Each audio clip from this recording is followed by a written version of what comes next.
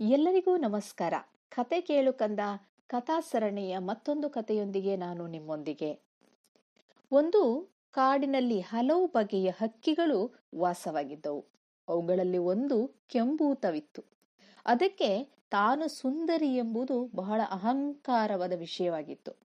ತನ್ನ ಗುಂಪಿನ ಬೇರೆ ಹಕ್ಕಿಗಳ ಜೊತೆ ಸೇರದೆ ಅದು ಸದಾಕಾಲ ಅಲಂಕಾರ ಮಾಡಿಕೊಳ್ಳುವುದರಲ್ಲೇ ಕಾಲ ಕಳೀತಾ ಇತ್ತು. ಒಂದು ದಿನ ಮಧ್ಯಾಹ್ನ ಮರದ ನೆರಳಿನಲ್ಲಿ ನವಿಲೊಂದು ತನ್ನ ರೆಕ್ಕೆ ಬಿಚ್ಚಿ ನರ್ತಿಸುವುದನ್ನು ಕೆಂಬೂತ ನೋಡಿತು. ನೋಡಿ ಅದಕ್ಕೆ ಹೊಟ್ಟೆ ಉರಿದು ಹೋಯಿತು. ನವಿಲಿನ ಗರಿಗಳಿಂದ ತಾನೇ ಅದರ ಸೌಂದರ್ಯ, ತನಗೂ ಅಂಥ ಗರಿಗಳಿದ್ದಿದ್ರೆ ಎಷ್ಟು ಚೆನ್ನಾಗಿರುತ್ತಿತ್ತು ಎಂದು ಯೋಚಿಸಿಕೊಂಡು ನವಿಲಿನ ಬಳಿ ಹೋಗತ್ತೆ.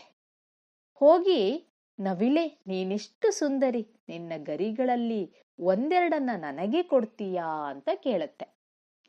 ನವಿಲು ನಕ್ಕುಕೊಂಡು ಹೇಳತ್ತೆ, ಅಯ್ಯೋ ಹೋಗು ಹೋಗು, ಕೆಂಬೂತ ರೆಕ್ಕೆ ಕಟ್ಟಿಕೊಂಡರೆ ನವಿಲಾಗುತ್ತಾ ಅಂತ ಕೇಳತ್ತೆ.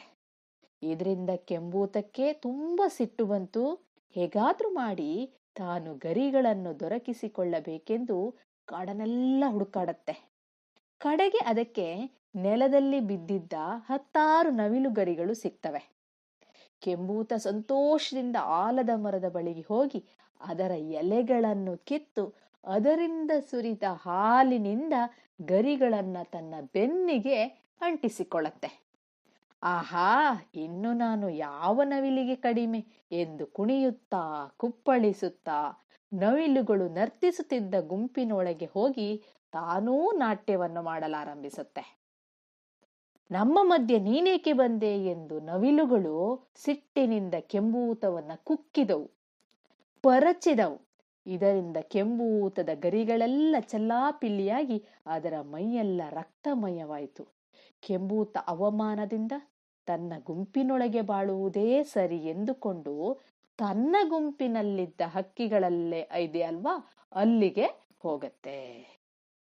ಆ ಗುಂಪಿನ ಹಕ್ಕಿಗಳು ಏನ್ ಮಾಡ್ತವೆ, ನಿನ್ನಂತ ಜಂಬದ ಹಕ್ಕಿಗೆ ನಮ್ಮ ಜೊತೆ ಸ್ಥಳವಿಲ್ಲ, ಹೊರಟು ಹೋಗು ಎಂದು ಆ ಕೆಂಬೂತವನ್ನ ಅವೆಲ್ಲ ಹೊರದಬ್ತವೆ. ಆತ್ಮೀಯರೇ, ನಮ್ಮ ಮಿತಿಯೊಳಗೆ ನಾವು ಬದುಕಿದ್ರೆ ಎಷ್ಟು ಚೆನ್ನ ಅಲ್ವಾ. ಅಹಂಭಾವ ಉಳ್ಳವರಿಗೆ ಎಲ್ಲೂ ಗೌರವವಿರುವುದಿಲ್ಲ ಎನ್ನುವುದನ್ನ ಮನಗಾಣೋಣ ಅಂತ ಹೇಳ್ತಾ ಮತ್ತೊಂದು ಕಥೆಯೊಂದಿಗೆ ನಾನು ನಿಮ್ಮನ್ನ ಭೇಟಿ ಆಗ್ತೀನಿ. ಅಲ್ಲಿಯವರೆಗೂ ನಮಸ್ಕಾರಗಳು.